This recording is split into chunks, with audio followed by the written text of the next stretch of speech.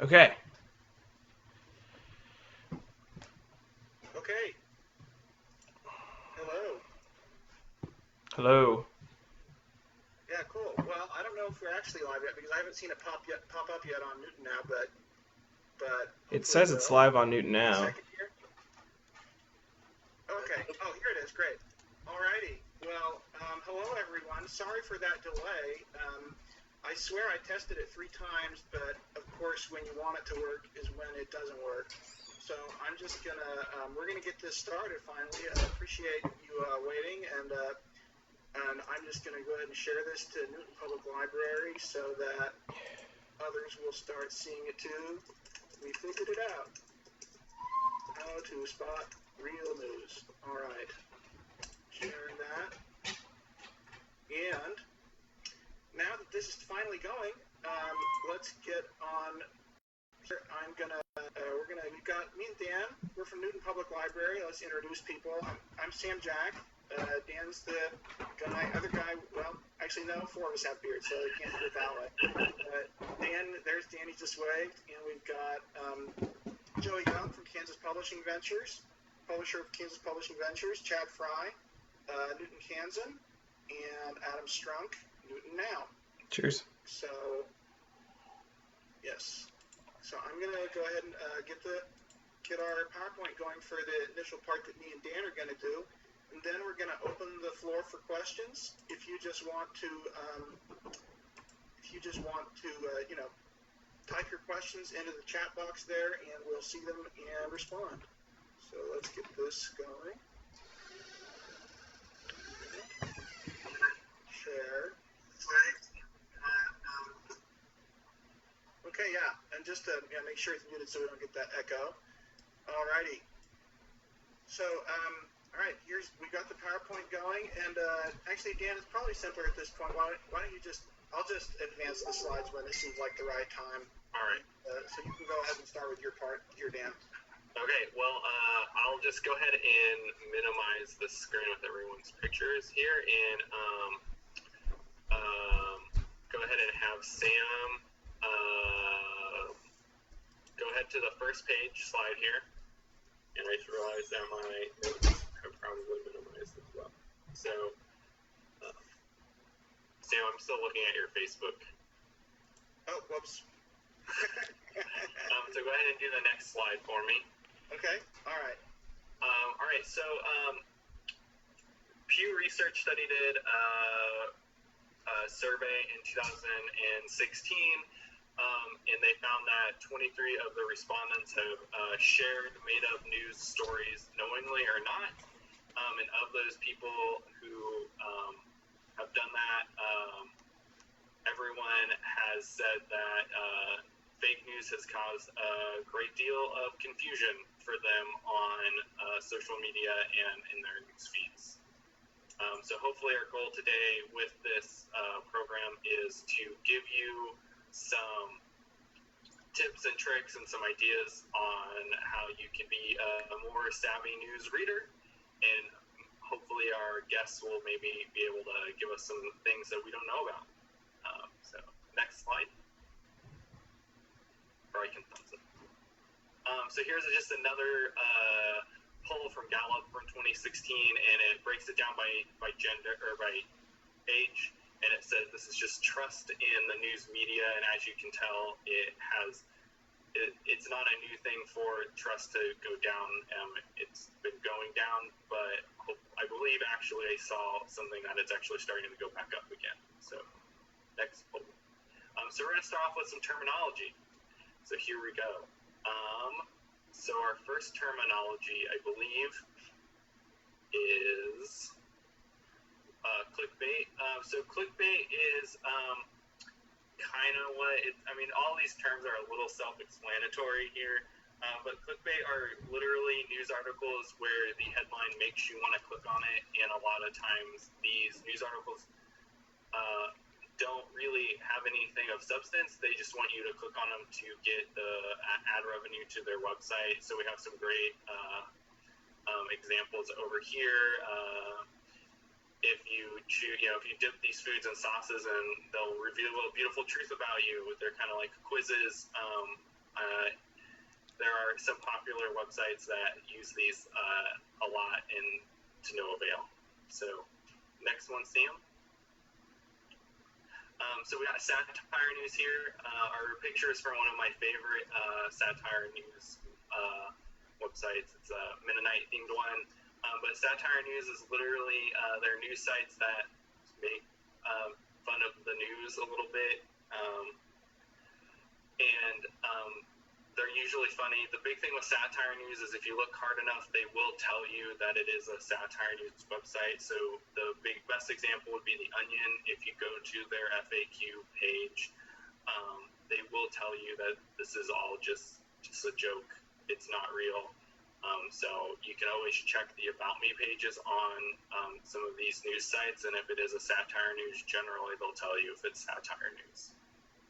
I think the next one is fake news. So fake news is what it says. It's fake news or a hoax that is deliberately published to provide propaganda or disinformation purporting to be real news. This isn't really, fake news is a fairly new term, but this isn't a new concept. There has been reports of these kind of fake news articles throughout history, and the furthest I've been able to get is 1835 and trying to find reports of incorrect or fake news articles throughout history. Sometimes I always use the example of the Weekly World News, the newspaper you used to see in the newspaper. That's actually more of a satire news, but they put it right there next to some other newspapers depending on what grocery store you went to. So we'll go on. There's a quick terminology. I'm kind of going through this a little quick, but I want to get to the best part, which is hearing from our guests today. Fake news has kind of a path that it takes generally. You have, in the beginning, a headline is created. I made the example of drinking caffeine cures insomnia. So someone will type up an article, probably not real. People will read the headline and maybe read the whole article, and they will then share that on their social media page. As an example, did you read this? #coffee for life. The friends of that person share the article on their social media platforms, and then their friends share that, and then their friends share that, and their friends share that, and very quickly it spreads. So then the consequence of this is that the article may even express that it's fake, but the damage has been done because we are sharing these articles so quickly that we don't actually take time to read and investigate them. Usually within minutes of a fake news or satirical article being made, other sites will pick up on it and create their own version of that same article, and that will then get shared repeatedly. And within 24 hours, something new will be created, and the cycle essentially starts over every day with something new. So it's important to know to fact check. Next one, Sam. So evaluating our sites and articles. We're going to give you a couple examples here. The most popular one is the CRAAP test. It stands for Currency, Relevance, Authority, Accuracy, and Purpose. So just to go over quickly here, currency, the timeliness of the information, check to see when the article is published. Relevance, the importance of the information for your needs, like is this article relevant to what you're wanting to research after all? The authority, look at the source of the information, read their About Me page, Google the organization releasing the news information. The accuracy, is it reliable? Is it truthfulness? And is the correctness of the content? So if you read multiple articles over the same thing, you can kind of see what is being the accuracy of what that news site is reporting. And then the purpose, what is the reason this information exists? Why was it created, essentially? So think about all those things while you're looking at your news site or your news article information that you're looking at online. to evaluate our sites and their trustworthiness. So you can fact check through previous websites like Snopes or PolitiFact. You can actually go up the stream, and what this means is that if an article says so-and-so reported this and they have like a hyperlink, you can click on that hyperlink and then it'll take you to another article, and I recommend clicking on those links until you get to the original source of that article to see what the original source has to say about it, because sometimes some of these news sites report, say like so-and-so reported, and then they give you a blip of information. They may be using that for their own purposes, and so it's good to see what the original source is. And you can read laterally, so that means you can do domain searches with Google to see what other websites are saying about that website, and if it is a fake news or a satirical website, it'll tell you. There'll be something on there that says like this is a fake news website or not trustworthy. You just follow the example that's down there, the dash site. That I have there at the bottom, and you can see my example. I did the wallstreetjournal.com, and it brings me everything that's not their actual website. So it brings me their Facebook page, their Wikipedia page, their Twitter page, and actually, if you scroll down, there's even more that you can go to look at as well as that information. So I mentioned fact-checking sites. These are kind of the big ones: factcheck.org, PolitiFact, Snopes. You can actually reverse Google image search things. So if there is an image and you're like, I don't know if this is real, you could download the image and then upload the image to Google or use a web link. And what it does is it will bring up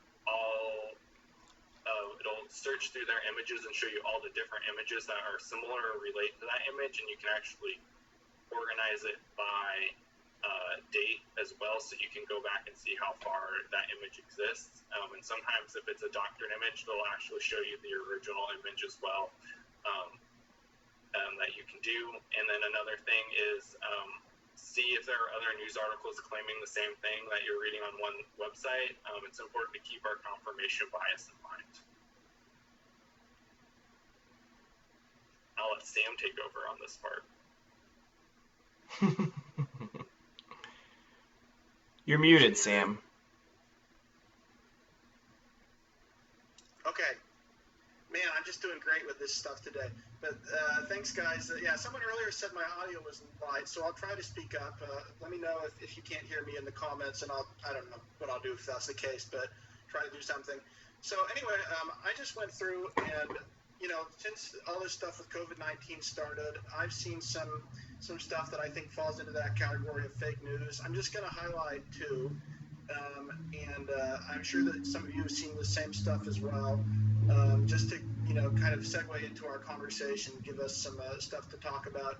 This one was it really exploded, just like Dan was talking about. It seemed like went viral is the word, and I think we all have a new understanding of what it means to go viral with that exponential increase.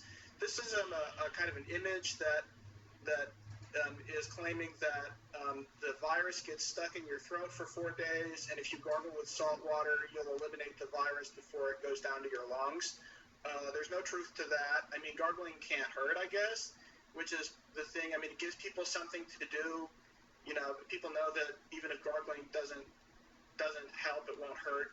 So I think that's kind of what makes people share something like this, along with this kind of official-looking image that's computer-generated.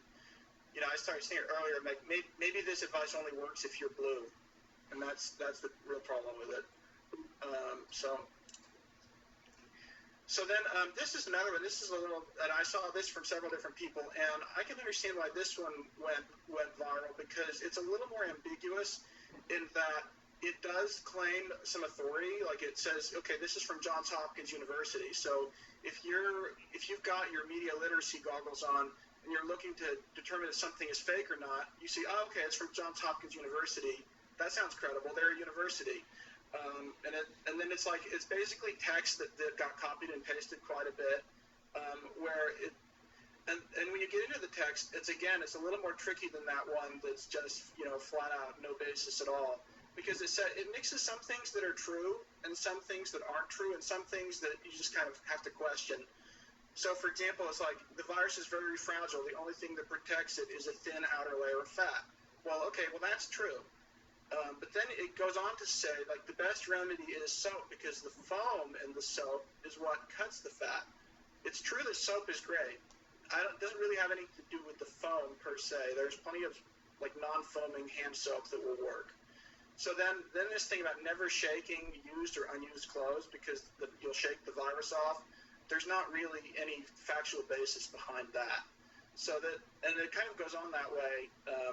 And so then finally, the actual Johns Hopkins kind of caught up with this, and I looked yesterday, and they put out this kind of press release from Johns Hopkins explaining that it's not from them, basically. And then if you actually go, here's some real news. Johns Hopkins actually has a really great real news coronavirus website at coronavirus.jhu.edu, which I discovered because of looking into this kind of fake news thing, and it's really got a lot of great information. And that .edu, the Johns Hopkins.edu domain name, that really gives you a real indicator that it is credible. It comes from the real university. So I guess that's what I prepared on the COVID-19 stuff. So I guess now I'll stop the screen sharing now. And all right, and we've got the five of us here. Let's reintroduce ourselves just in case people weren't here at the beginning and were joining in. I'm Sam Jack from Newton Public Library, and you want to introduce yourselves real quick? I'm Dan. I'm also from Newton Public Library. I'm Adam Strunk. I'm the manager of Newton Now, managing editor of Newton Now. I'm Joey. I'm the majority owner of Kansas Publishing Ventures, and we publish Newton Now. I'm Chad. I'm the managing editor of South Central Kansas newspapers for Gannett Media, which means that I'm the Newton Kansan, Butler County Times-Gazette, and the McPherson Sentinel. Great. Well, thanks. I guess just if you're watching this, if you have questions for our panelists or for me and Dan, just put them in the comments. And there's like a 20-second delay or something, but I will read them, and we can just have the conversation continue that way. I guess to get the ball rolling, I'll just ask, what do you guys think of? What were you guys thinking as you were kind of watching through this PowerPoint? Are there things that rang a bell with you in terms of what you encounter being so embedded in the media environment every day? Well, the first thing that came to mind was a situation that I went through in Butler County last fall. It was like a social media storm down there about a crop duster that had dumped tons of manure over El Dorado. And the story was, it was beyond fake. For me, because I know people in law enforcement and I know contacts, when I pulled the story up, I was like, that's not the sheriff when I looked at photos. And so it was very easy for me to discount that. But the phone calls I was getting were just nuts. People wanted to know why we were not reporting on this event. What amazed me was that so many of them that were calling, I would ask, well, did you experience this? Was there manure falling in your yard? No. Yet here we've got this story that just it went on for several weeks. It just kept getting shared over and over and over again, which goes to one of the things you were talking about. It's not like this is a one and done thing. There can be waves and waves and waves of this as it happens. The website that came from has in its logo where facts don't matter.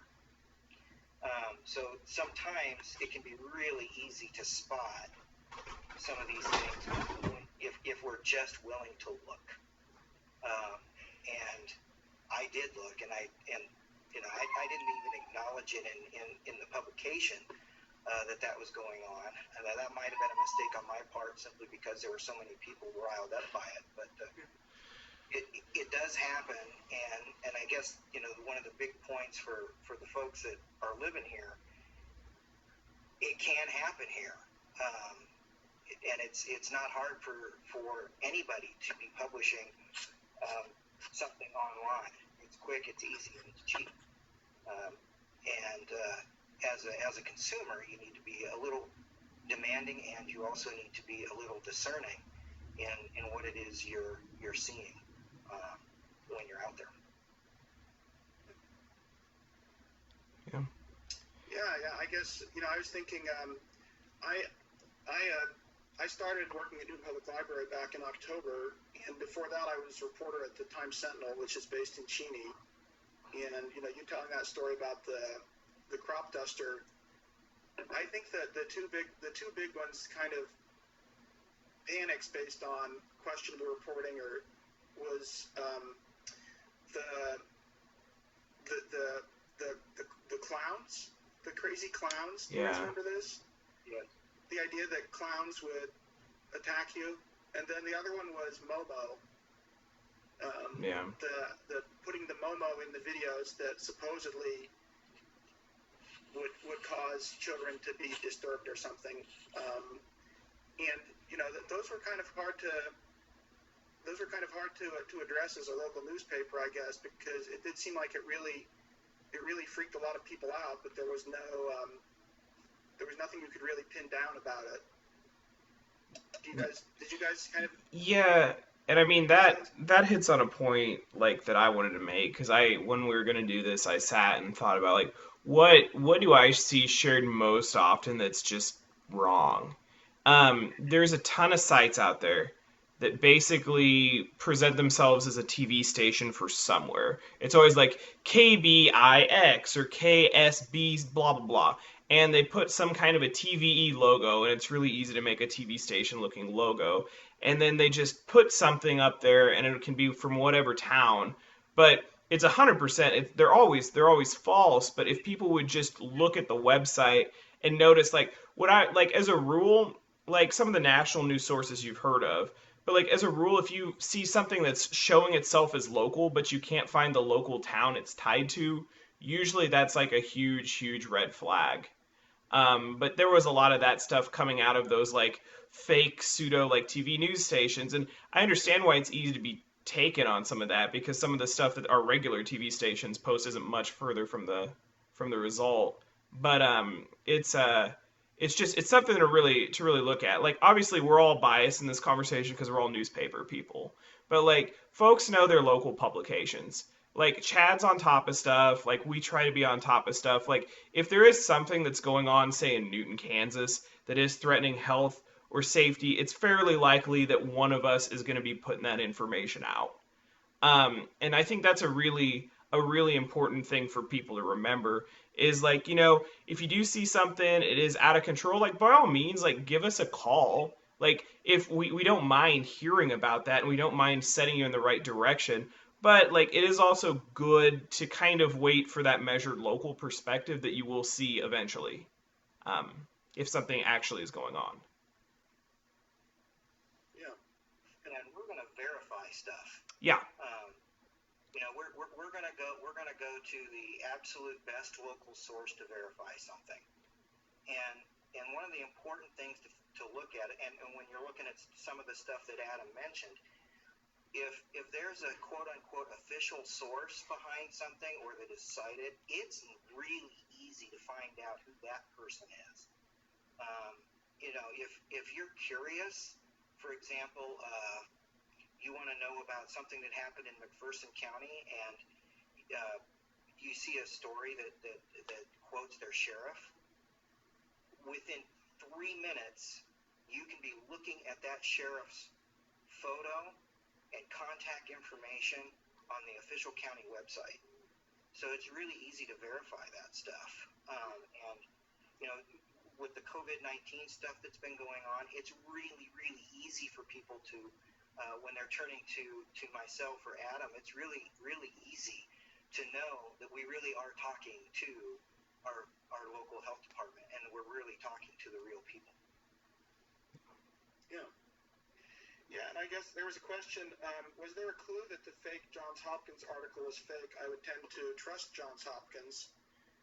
And I guess on that, it's kind of spread, often it was like screenshot or images of text is how this one spread for the most part on Facebook. And so it's an image of text, and it's... Links are better.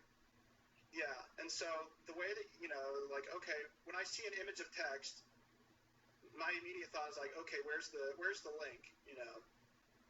The link, like, for something from Johns Hopkins, I would want to see, like, the johnshopkins.edu website. I think that's the main tip off on that it might not be real. Well, and that's what people should remember too, because like a lot of information or incorrect information distributes from just memes and links. It takes as much time to share a link or less time to share a link than it does to screenshot a picture and put a picture there. Like usually if someone's screenshotting a picture of something and putting it up, it means that they don't want you to be able to follow a link. So like, again, like when I'm looking for stuff and I see stuff, like links at least allow me to go to the source and evaluate the source. So I would watch what you believe in just those little screenshot pictures we're seeing all the time as well.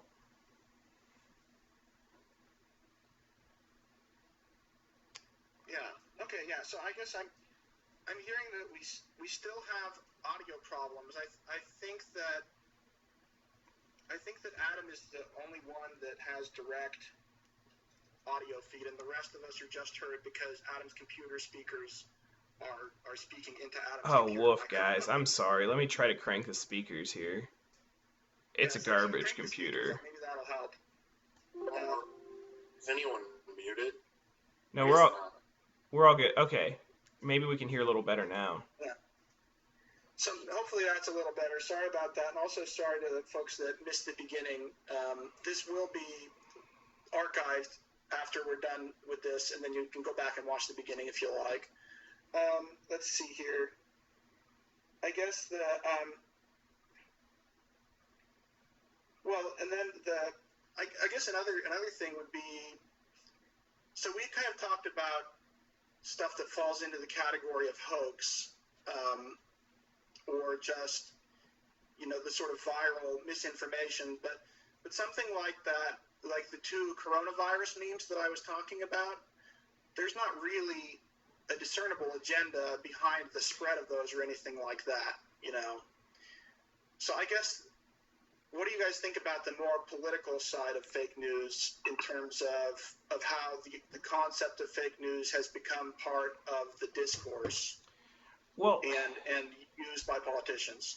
Well, again, like I can talk about like my process as a news consumer as well as a producer. Like, if I get really pissed off, or excuse me, if I get really mad about a headline, reading a headline, usually that's a red flag for me. Because most of the time headlines, you want to grab people's attention, but a lot of people who are trying to just put out stuff in an objective manner aren't going out of their way to make the headline like as incendiary as possible. But when you see a headline, and again, I mean, I have political beliefs like that really hits my political belief that gets me mad, like that's usually a red flag, and I start looking. So yeah, you see angry headlines. The other thing that I think is important is, obviously, those fake websites you can trace pretty easy. You can see what they are. I think something that is also damaging in this era of politics is lobbyist groups that pretend to be newspapers or news organizations. We saw something during the Newton Bond issue with, it's called the Kansas Sentinel, to where they went out and they got information. Like, they are former journalists that will, like, are paid. They go out, they put information together, and the information does present a point of view. Like, that information is a good opinion piece. Like, that would make a great opinion piece, but how that information is used and presented as an objective news source, like, it leaves out a ton of context. It leaves out a lot of important information going on, and it really, really slants the conversation. And we saw that going on over social media to where people were just losing their minds about these articles that were being posted. But like, if you followed up, like literally it's someone who's paid to go around and just write 20 of these same stories, change the numbers, and push a specific viewpoint. In this case, maybe these local communities shouldn't be funding education. So it's really, really important to kind of evaluate those news sources. And that one, in that case, is really tough for folks to figure out because, I mean, it does use actual numbers. Like, it does use a fairly slick looking website that looks like it could be a news source somewhere. I mean, how many Sentinels do we have in the state? We got McPherson Sentinel, we have the Times Sentinel. I mean, it uses a newspaper name, but it was just the Kansas Policy Institute. And when they got tired of not normal publications refusing to quote them, they came up with their own fake publication. We're probably going to get attacked for saying that now, but that's fine. Well, it's true. I mean, one thing that like I've noticed is that a lot of people struggle to differentiate between opinion and what would we consider in the industry is straight news. They will throw out fake news or say that something is biased when it's clearly an opinion piece that's supposed to be biased, and so it's really important to look at labels and try to like see if people are writing in the first person. If they're writing in the first person, it's almost always an opinion piece. Yeah. In our publications, we put opinion labels on anything that is there, and anything that doesn't have an opinion label is straight news. And so it's really important for consumers to understand the difference, in my opinion, because our opinion sections are popular portions of the paper, and people enjoy them. But those pieces and pieces by other outlets are not necessarily like news. They maybe use facts and they may use things to support their opinion, but that it's just an opinion, even if it's an informed one. And that's where like you get the separation between like Fox News and like CSNBC, where like their commentators, they'll share something that their talking heads from the cable outlet will say, but they're like actual news departments sometimes put out really good straight news. It's hard to differentiate between the two sometimes. Yeah. I think a couple of notes there, Joey. Number one, I have been saying this for probably 20 years. Anything on cable news after 6 o'clock is probably not news. It's news analysis, and it's very different. And in 30 years of journalism now, I have never written a news piece in which I've used the word I. Yep, that's a great point. Never. And also in 30 years of writing journalistic news, I have never used an exclamation point. So there's some tells out there for you. When you're trying to evaluate some of this stuff that's trying to pass itself off as news. Yeah, that's a really good point about the I. Like almost all news is written in third person. It's not written in first person, and that is a real big indicator. The other thing that I kind of wanted to go back to is like there's nothing wrong with like putting out opinion pieces that use a bunch of information. Like it's the transparency of it. Like if a website's saying like, look, we have a specific political point of view, we have a specific ownership, we want to advance some kind of economic idea or that, and they say this is what we are, here's some articles, like that's great because people have access and can make up their own mind and say, okay, this is an interesting perspective, but you can take it with a grain of salt. What's damaging is when there is no labeling, and I think that's really what's been damaging on cable news as well, is because like you get on there, you see some person who's dressed in a suit sitting at a desk like you're used to and saying stuff like it's the truth and like the Bible, like, and like you take that for granted, even though what it is it's just opinion. It's just hours of opinion. But yeah, those were good points, guys. Okay, well, let's see. Martha asked, have any of your papers published an article addressing these issues, such as look for the link? I feel like we've published something put out the library a while back, but I mean, I don't think that's a bad idea to put those resources in the hands of readers. I mean, once in a while we'll go on a rant on the editorial page or in one of my columns about how people need to like really be discerning and this is a bunch of garbage like people are reading, but like I think that is a good point and a good resource and a good idea to do. Something that like I've and no, like exactly what Adam said for our papers, but there's a daily paper in Spokane, Washington, which I believe did a really good job of what the question asked. They put out like this big print piece that really breaks down what's fake news and everything, and then the publisher of the paper wrote a column kind of talking about their processes and everything. And I think it's really, really good stuff. If you get on the Spokane, Washington newspaper, you would be able to look for their fake news stuff. But it's really excellent stuff and breaks down things from a, like, this is a video format that's very much a text and visual format. So if you want more, that's probably the best resource I've seen done by a daily newspaper, in my opinion. Cool.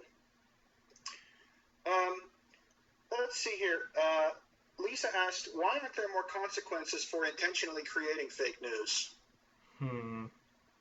Ooh, this is a fun conversation. Oh, yeah. I know Joey has some thoughts. I have a lot of thoughts. I believe that this is kind of a loophole Facebook operates within, and most social media outlets operate within.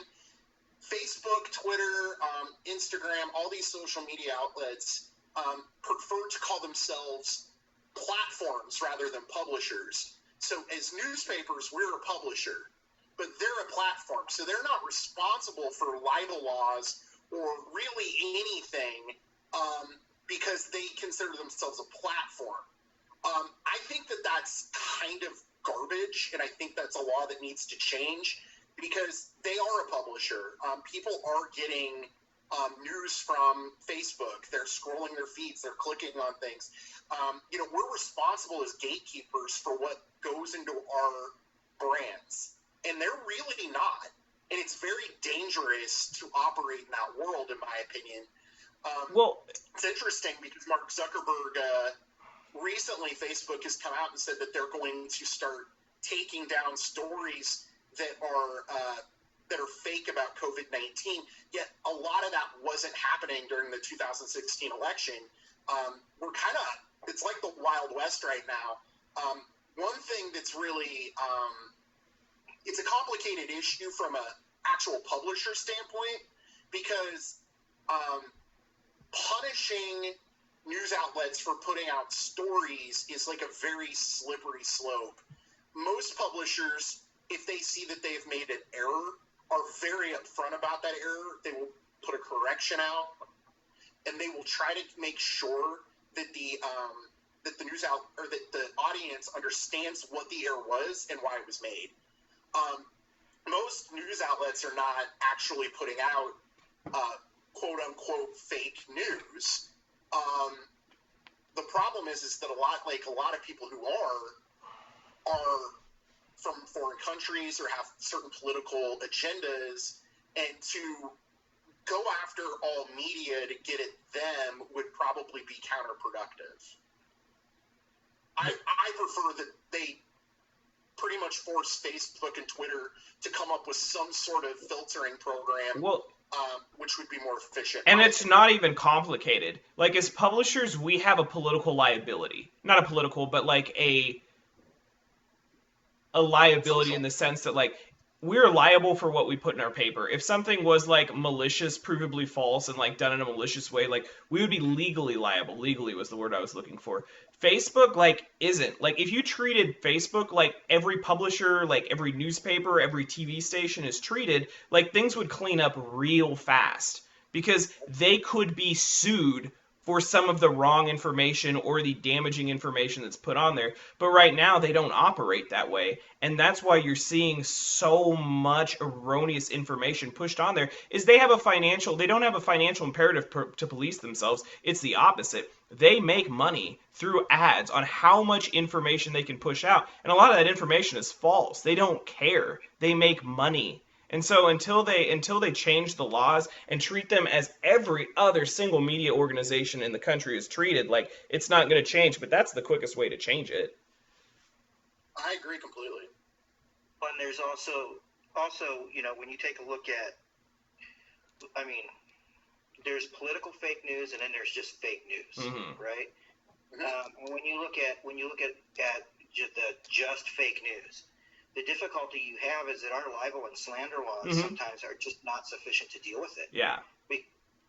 Under the libel and slander law, one of the things you have to do is you have to show the intent to harm someone, and then you have to show the harm that was done.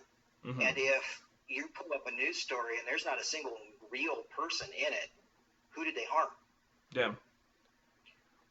And so and then when you look on the political side, it's the same way. Who's going to get harmed? The crux of libel and slander is what harm was done. Yeah. So if that case can be made, great. But so often you can't. You just can't make the case for that. Even if you could make the case, Chad, a lot of these people are programmers in Slovenia. How could we possibly go after them? It's just it's a very slippery thing. It's very difficult to kind of counteract without going after the platforms that host this stuff. You don't find fake news largely in newspapers. Certainly not in our paper, not in Chad's. You're not going to find this content published on our websites, pushed through our social media, in print. None of this stuff exists. It exists on Facebook, Twitter, and other social media outlets, and they really need to be the ones that are held accountable for the spread of it. And I'm not, with as much money as they make, how much money they can put into lobbyists at the national level, I'm not sure when that'll be addressed. Yep. And of course, I know it's kind of we have these criticisms about Facebook but I know that your paper is just like the library. We are highly engaged with Facebook because that's where your audience is, or where your audience is. Yeah, it's a way to grow audience for sure, Sam. We certainly push stories through social media. It's a good way for people to get on our websites. It would be even better if they didn't have to sift through 22 fake stories to get our one real story. Agreed. Yeah, and then the other part of this conversation that should be addressed is it's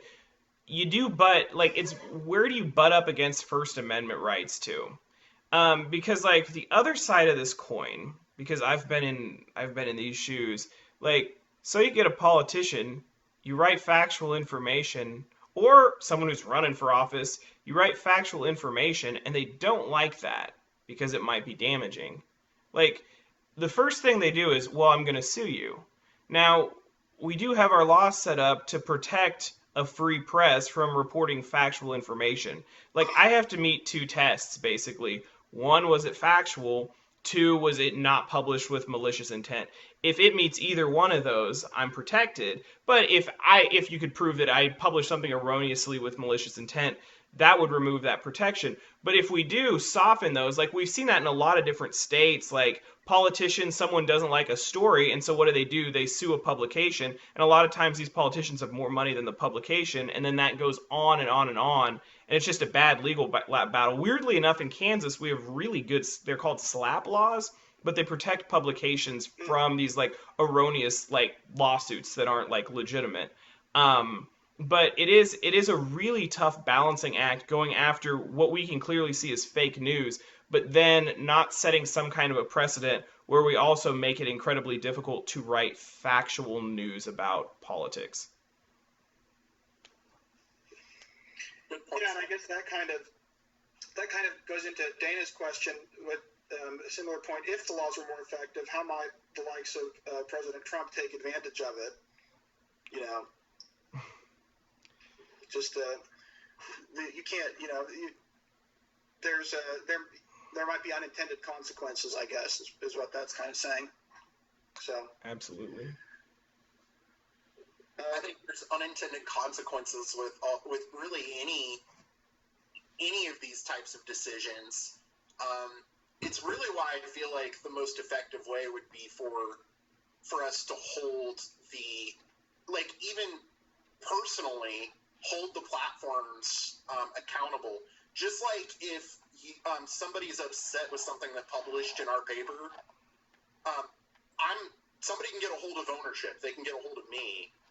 The problem with these giant tech companies is that nobody can get a hold of these people, and they're not really held accountable. It's like, well, you exposed me to 100 fake things that changed my opinion, but I can't hold you accountable for that outside of just getting off the platform.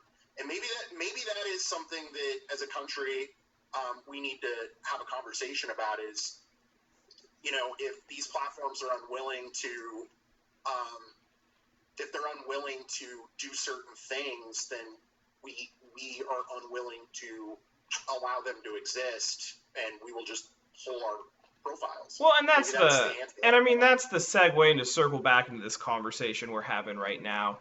Like, at the end of the day, like, without any kind of changes, we're relying on personal responsibility. And, like, we all have a responsibility. It doesn't take the government, it doesn't take anyone telling you. We have a personal responsibility to research this.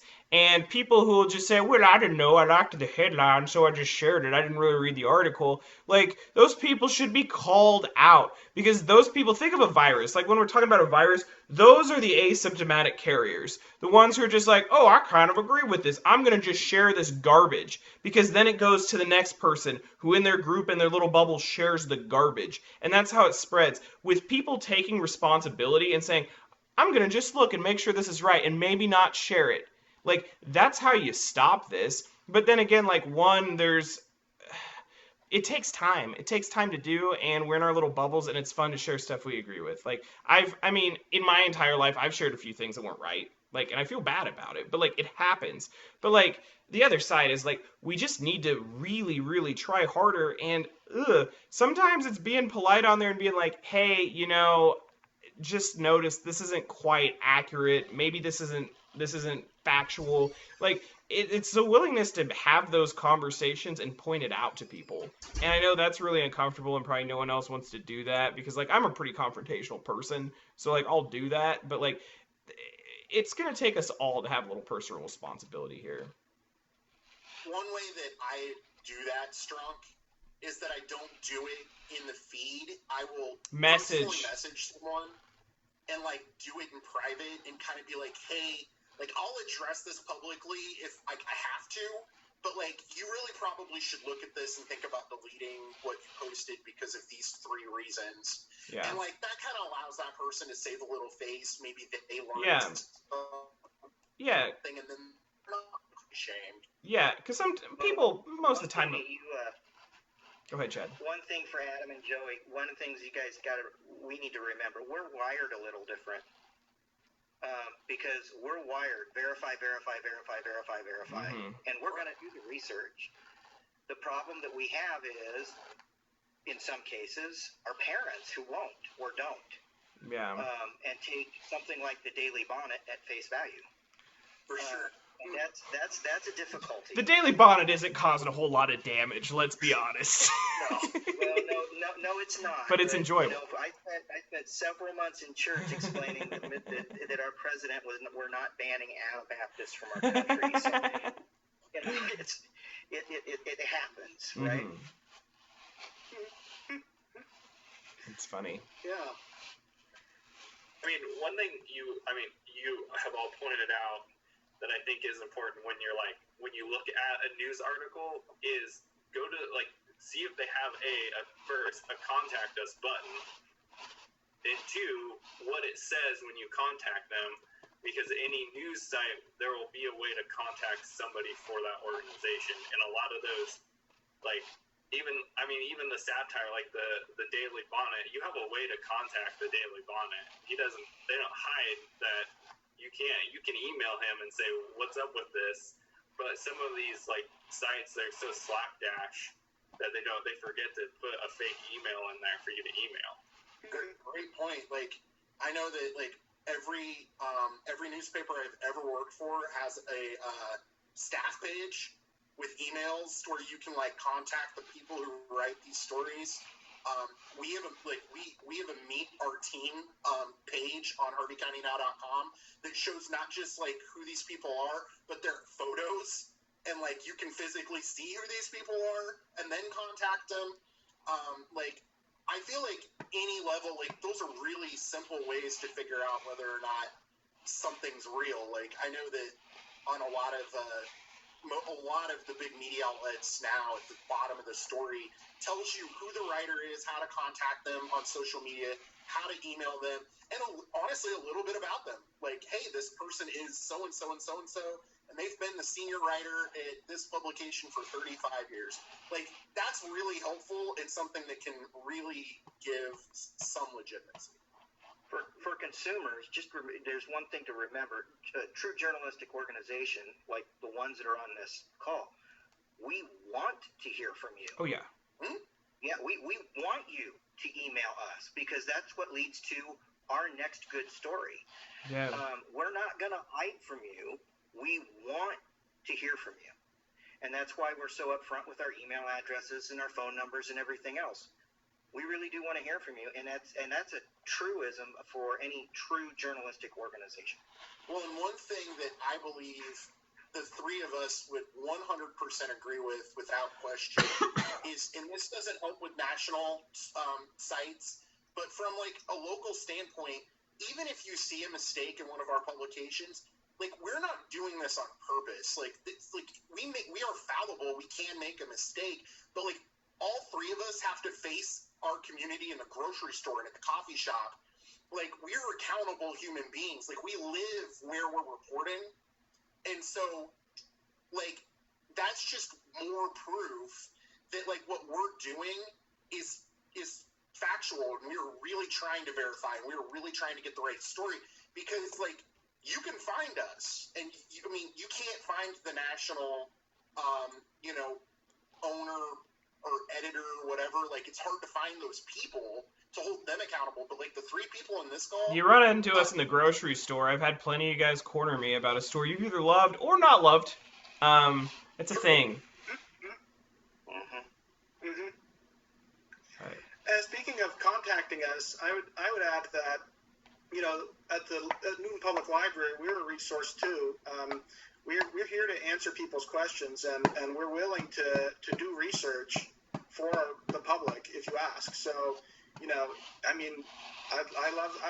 love to get reference questions. So, you can email us or contact us and ask, hey, is this true or not? And we'll take a few minutes and try to figure it out. Or you can, if you want 4 or 5 good sources on a topic, just ask us. We'll come up with a list for you. So that's a service that's out there, and I think it'd be great if more people would take advantage of that. I mean, and when we do that, I mean, I've had people who have like just walked into the building when we were open and have asked, like, hey, here's this article, and they, like, show it on their phone, and like, is this, like, what's with this? And then we can go through the basics of, like, how to check a source too, and also help you find other information, including, another thing I always tell people is, if you, like, Google the person who wrote it, like, see what else they wrote, see who else they worked for, like, you'll see other articles too if you just want to know about, like, what else they've done. Like, we can help you find any information that you're looking for, get you pointed in the right direction. Yep. Hey, I did. This is maybe a little bit off topic, but I just wanted to ask you guys. Can you talk a little bit about how your job has changed since COVID-19 has erupted like this? How are you getting the job done with everything so different and crazy? I feel very isolated. I'm actually breaking protocol today because I'm not supposed to be in our offices at all. And spend a lot of time doing everything from home and the home office that I've set up. And the reliance on email and telephone interviews and everything else has just absolutely skyrocketed. I much prefer meeting someone face to face when I'm going to do an interview, but in the current way of doing business, that's just not possible anymore, or at this time. That's probably the biggest change. Yeah. I mean, it goes from just like being like, what am I gonna write? What am I gonna write? What am I gonna write? To like mouth on fire hose. Like, especially the first like few weeks, like it was just nuts. Like I was just sitting, I was like chained to the computer, just like typing constantly. And then once you hit the slow, then it's just like trying to find ideas, but it's not just ideas. It's like trying to find some variety. Because like I feel like how I am, like I'm really freaking tired of writing about COVID. I'm really tired sometimes about reading about COVID. And I gotta feel like our readers are the same way. So it's like, how do you find stories that maybe aren't related to this singular news issue we're dealing with? And the other deal, and this doesn't me complaining, but like, there's no closure to it. Like, you deal with a huge event, even when it was like Excel. Like, that lasted for 3 weeks and it was done. And you move aside and you move on to something else. Like that's kind of one of the nice parts about being a journalist is you learn something new every day. Well, I'm a damn expert on this COVID-19 and I'm really tired of it because like all I do is just read COVID news and listen to COVID press conferences, call about COVID stuff. And I think all of us would really be just down to write some just stories about like people catching fish or chili feeds or something that's just pretty dang mundane. So that's one thing where life's changed. Also, check out my office. I've been at home for like 3 weeks, so that's been fun. Yeah. Sam, like, I'm not like a day-to-day journalist anymore. As we've, taken on newspapers, as the majority owner, I'm primarily a publisher, and like my job has been to meet with the public and talk to people and try to grow the company and, work with advertisers. And the truth is that right now our communities are shut down. So like the scary thing from a news publisher's standpoint is we're not really allowed to conduct business right now, but the community has like this thirst for what we're doing more than ever.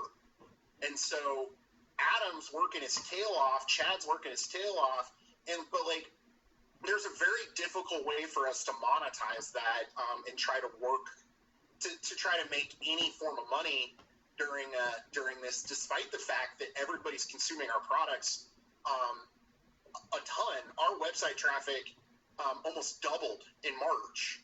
Mm-hmm. It's insane, but like that's been a big challenge. It's hard to meet with customers through Zoom right now. It's hard to meet with the public. It's hard to talk to readers. It's very frustrating. I'm sure all of our local businesses are feeling similar, but just that challenge of trying to figure out how to maintain a product that everybody wants more than ever without really being able to conduct business as usual has been very complicated.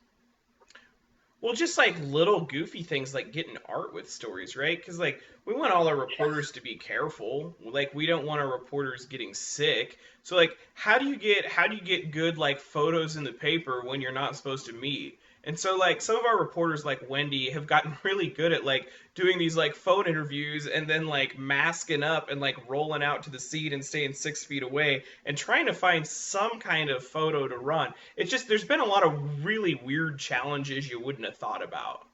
And it's been kind of... She's using her Zoom lens a lot more. Yeah, she's using a lot more Zoom. Using a lot more Zoom. Oh, very nice, Sam. Very nice. Adam and I were talking about this a couple of days ago to kind of talk about the fake news part, but like there's so much information out right now that even like people like us are like it is taking longer and it is harder to figure out what's real or what's not, because there's a lot of pseudoscientists all of a sudden, and there's a lot of like weird information, and so like even people who I feel like are trained to really like seek out the right answers, it's taking longer and it's a little harder right now because there's just a glut of information.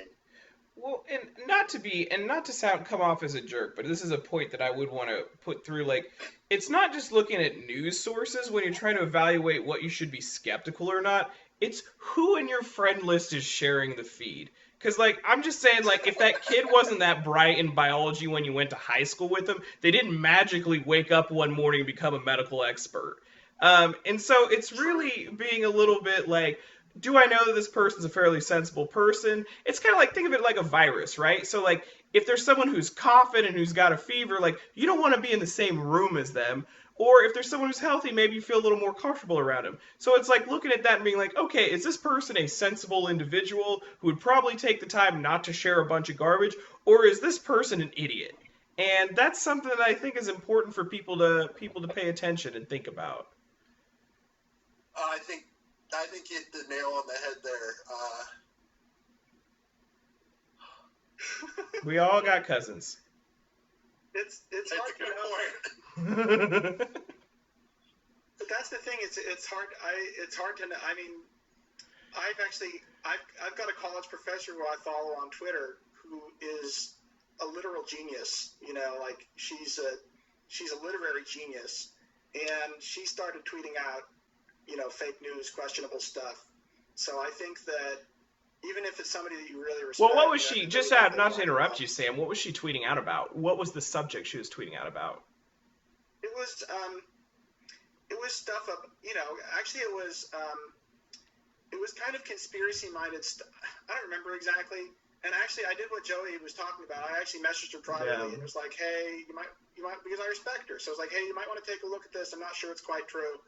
I think it was something to do with China and their theories about COVID-19 escaping from the lab or something. See, that's the other thing I think it's really important for people to distinguish on doctors, because I see a lot of this post like, this doctor is fed up, and then it's like some rant, and then you look at the doctor and he's like a doctor of podiatry, and it's like, when I need someone to give me like a back adjustment, or a doctor of literature, or a doctor of whatever. And it's like, look, like, I want a medical doctor if I'm reading about medicine. If I want to read the latest, like, in-depth breakdown of, like, Faust, I'm gonna go and I'm gonna find a doctor of literature, but right now, like, I don't trust your opinion on COVID-19. And, like, I think that's something important to understand, like, look for medical doctors when you want medical advice. Medical doctors. I mean, people do know that Dr. Phil is not a... No, he's not a doctor. Neither is...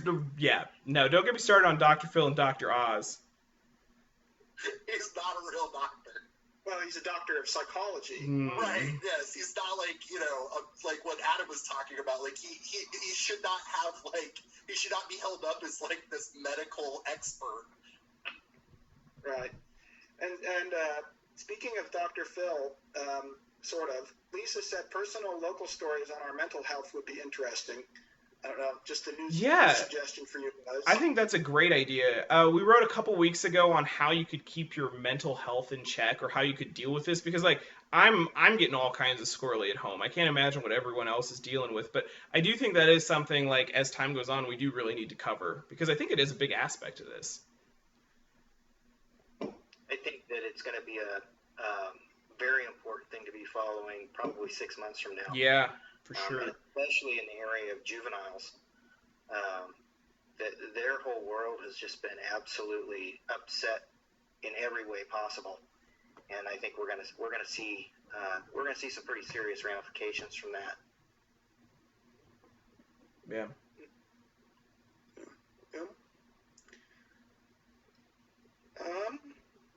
Well, I guess it's been about an hour since we started. We finally got this off the ground. So, do you guys have any last thoughts or questions? Oh, Tammy asked, I wonder if they can really see what we all write on here. Yes, we can. Hello, Tammy. I have one last thought, and this is maybe a selfish thought, but like if you want factual information, especially now, the best thing you can do is subscribe to one of your local newspapers. Like we're giving you factual information about COVID-19. We're talking to professionals. We're talking to the county health department. If you want to know what's going on and you want to support real news, like help pay for the paycheck of Mr. Strunk or Chad. Like that's really helpful.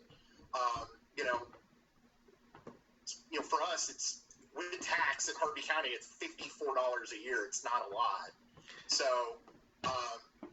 the best thing you can do is support real news, in my opinion. And I know that that's asking people to spend money, but that's really the best way you can do is to support real news, is to support us financially.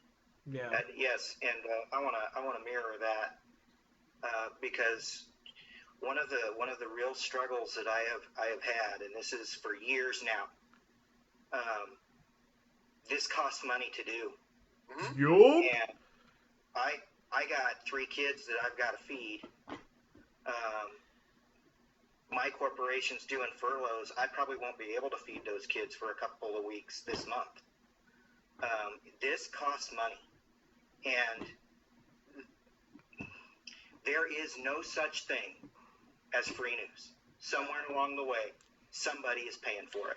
If it's free, you're usually the product. That's Yep. That's very true. And we here at the local level are asking you directly to pay for it through subscriptions and advertising from our local businesses. We have 2 revenue streams, and that's it. We've got subscriptions and we've got advertising from local businesses. And obviously, right now, advertising from local businesses is going to be a real struggle. Yeah. So we, and I'm talking globally. I'm talking about every publication on this phone call. We really do need the support of this community now more than ever. You need us now more than you've ever needed us, and we need you now more than we've ever needed. I'm sorry to hear about the furlough, Chad. I didn't realize that. We've been lucky to avoid those, but yeah, a lot of publications are facing that reality. Yeah, and there's been a number of pubs over the course of the last little bit here that just folded. Yeah. And that has accelerated under COVID-19. So local news has been really hurting for quite a while, and the real reason we're hurting is while people tell us they want us, they're not willing to pay us, and that really needs to change. Okay. I appreciate you guys saying that, and I definitely, of course, the library subscribes to every newspaper in the county, in the local area, and I know that, people come when the library is open. Of course, people came in to read them every day. People that couldn't afford a subscription, maybe, or maybe they just like to go to the library. Who knows? But I think that also shows that there is a lot of real value that's placed on what you guys do. I guess, Tammy, I'll get one more question here. Tammy asked, besides newspapers, what other? So I guess maybe to rephrase Tammy's question, like, what are some news sources that you guys really like, other than obviously your own? From a national standpoint, like I immediately trust anything coming from like the New York Times, the Washington Post, the Wall Street Journal. I'm somewhat skeptical of the TV stations. You just have to make sure that it's coming from their news department and not from one of their talking heads. But like largely all the TV stations, the networks, have good news departments. You just have to differentiate between the two. Other than that, like there are places like the Atlantic, and I'm trying to think of like digital news sources purely. The Atlantic is a really good one, though. I think Vox does a really good job of explaining wonky stuff. Some people would probably say Vox is maybe a little more left of center than the exact center, but I do think Vox does a really good job with analysis on certain issues. Locally, like if I'm wanting to read regional news, it's kind of the point where I do follow like certain reporters, like Tim Carpenter with the Cap Journal. Like he's always been a heck of a reporter. John Hanna with the AP has always been a heck of a reporter. If I read something on one of our local TV stations, I'll go to the Eagle to fact check it because the Eagle's usually the one that's factual and provides context. So I mean, for what they have left. So yeah, I mean there are some good sources. Well, and to let the audience behind the curtain a little bit, radio and TV have largely based a lot of their news stories off of what they're reading in the newspaper.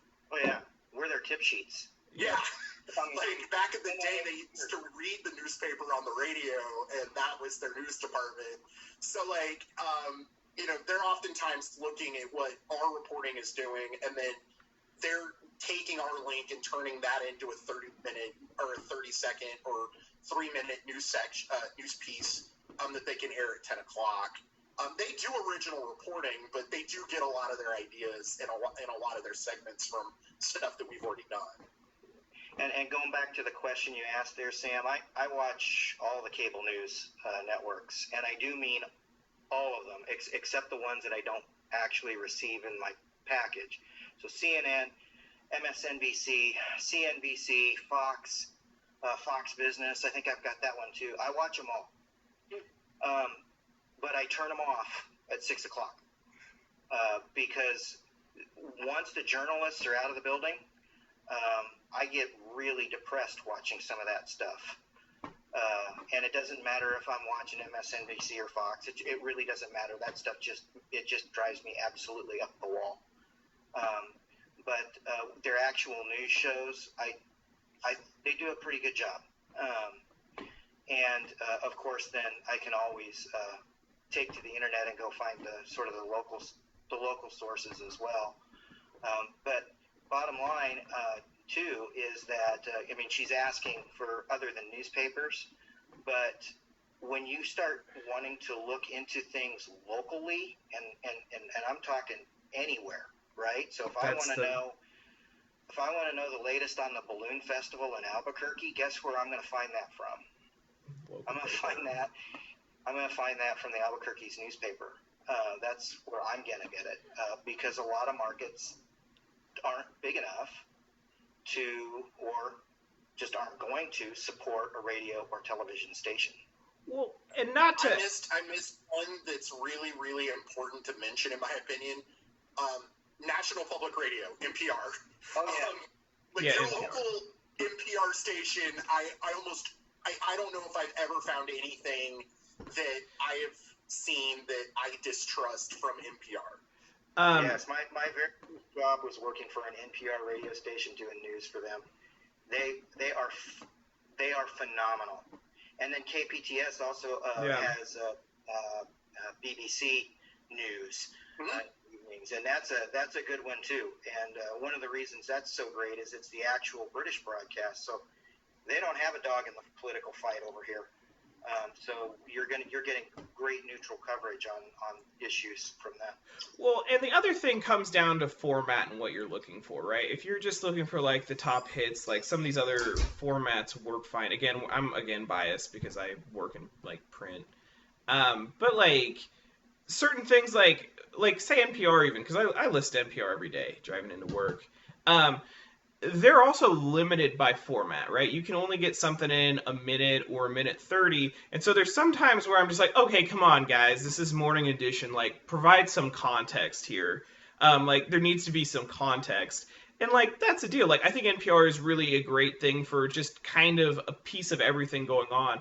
But, like, when you want a little bit of a deeper context, really the only kind of news source that provides that are either print or web publications. Because, like, otherwise that, like, content is secondary. Or, like, again, like TV news. Like, everyone likes to bag on TV news, even local TV news. But, like, they're trying to jam all this stuff into 30 seconds. And, like, obviously stuff is going to get cut out. So it really just depends. Now, if you're just trying to see a feel-good story about a firefighter saving a cat from a tree, yeah, those things work fine. But, like, if you're trying to understand some in-depth political issues, like, you can't fit that in a 20-second soundbite. You just get a bunch of garbage of people talking back and forth at each other. That's my thought. That's personal. Yeah, for me, I just feel like it's absorbing complicated information.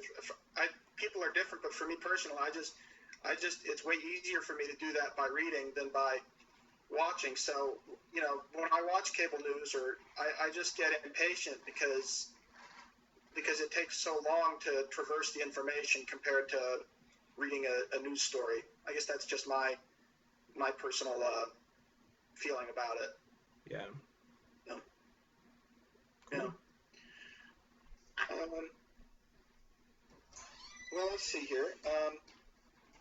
Well, I guess let's kind of draw a line under it here. Thanks again, guys. Again, we're here with Newton now and the Newton Kansan. Really appreciate you guys participating, and hopefully we can do this again sometime. Yeah, absolutely. Maybe have another one on a different topic or something. I think this was really cool. And next time we'll hopefully have fewer technical difficulties. But at least we got it to work, so that's a great thing. Yeah, absolutely. Sam, I appreciate you hosting. Yeah. Yeah. Thank you. Thanks for having us. Enjoyed it. All Thanks right. everybody for watching. Cool. Thank you, guys. Yeah. Bye. Goodbye.